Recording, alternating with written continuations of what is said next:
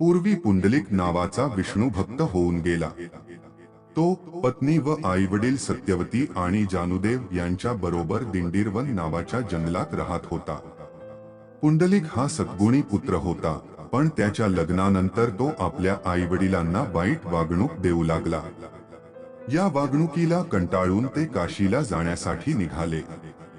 हे जेव्हा त्याच्या पत्नीला समजले, तेव्हा तीही तिकडे जाण्यासाठी निघाली। ती पतीसमवेत घोड्यावर ते आईवडील ज्या समूहाबरोबर जात होते तेथे पोहोचले। वाटेत ते एका आश्रमाजवळ पोहोचले, जो कुक्कुट स्वामींचा होता। तेथे त्या सर्वांनी 1-2 दिवस थांबण्याचा निर्णय घेतला। त्या रात्री सारे झोपी गेले, पण पुंडलिकाला झोप लागेना। पहाटे त्याला अस्वच्छ वस्त्रातील काही तरुण स्त्रिया आश्रमात येताना दिसल्या। त्यांनी आश्रम स्वच्छ केला, पाणी आणून स्वामींचे कपडे धुतले आणि त्या बाहेर आल्या व पुंडलिकाजवळून जाऊन त्या अदृश्य झाल्या। पुढील पहाटेही त्याला तेच दिसले। पुंडलिकाने त्यांच्या पायाशी जाऊन त्या कोण आहेत हे सांगण्याची विनंती केली।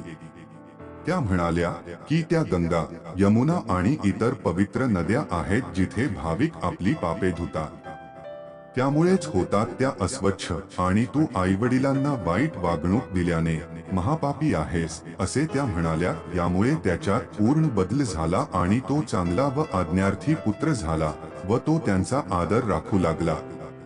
तेव्हा त्याने आईवडिलांना विनंती केली की यात्रा सोडून त्यांनी पुन्हा दिंडीरवनात यावे।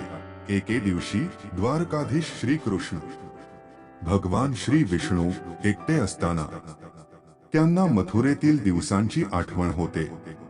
त्यांना आठवतात त्या गोपिका आणि राधा, जरी ती मृत होती तरी त्यांनी स्वतःच्या दिव्य शक्तींनी तिला पुन्हा जिवंत करून स्वतःजवळ स्थानापन्न केले। तेव्हाच रुक्मिणी कक्षात आली आणि राधाने उभे राहून त्यांचा निरादर केल्याने रुक्मिणीने रागाने द्वारका सोडली व दिंडीरवनात अज्ञातवासात आली। नंतर भगवान श्री विष्णू तिच्या शोधार्थ प्रथम मथुरा नंतर गोकुळला गेले, गोपाळांना भेटले। मग त्यांनीही शोध सुरू केला। ते शोधार्थ गोवर्धन पर्वतावर गेले। शेवटी ते भीमा किंवा चंद्रभागा नदी तीराजवळ आले। सोबत असलेल्या गोपाळांना गोपाळपूर येथे सोडून स्वतः दिंडीरवन जंगलात तिच्या शोधार्थ निघाले आणि तिथे रुक्मिणी सापडल्यावर तिचा राग शांत केला। नंतर रुक्मिणीसह तेथेच असलेल्या पुंडलिकाच्या आश्रमात आले। पण तेव्हा पुंडलिक आपल्या आईवडिलांची सेवा करीत होता। जरी त्याला माहित झाले की भगवान श्री विष्णू स्वतः भेटायला आले आहेत, तरी आईवडिलांच्या सेवेसमोर त्याने तात्काळ भेटण्याचे नाकारून एक वीट त्यांच्याजवळ फेकली। त्यावर उभे राहण्यासाठी पुंडलिकाची आपल्या आईवडिला विषयीची श्रद्धा पाहून भगवान श्री विष्णूने विलंबाची पर्वा केली नाही। विटेवर उभे राहून पुंडलिकाची वाट पाहिली।